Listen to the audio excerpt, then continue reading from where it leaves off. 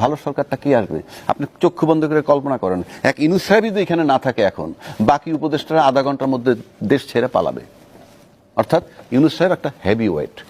ইউনূস সাহেব হলো পৃথিবীতে একজন জাদ্রের লোক।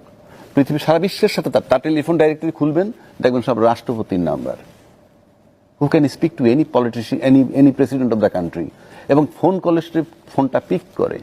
আর ইউনূস সাহেব যদি কারো কিছু বলতে হয়, কোনো দেশের রাষ্ট্রপতি বা সরকার প্রধান কিছু বলতে চায়, তাহলে তৃতীয় অন্যান্য দেশের সাথে আলাপ করতে হয়। ইউনূস সাহেবের কাছে আসতে পারতেছে না।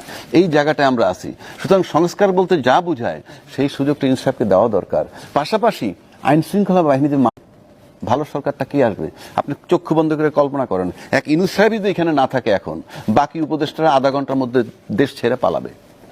অর্থাৎ ইউনূস সাহেব একটা হেভি ওয়েট।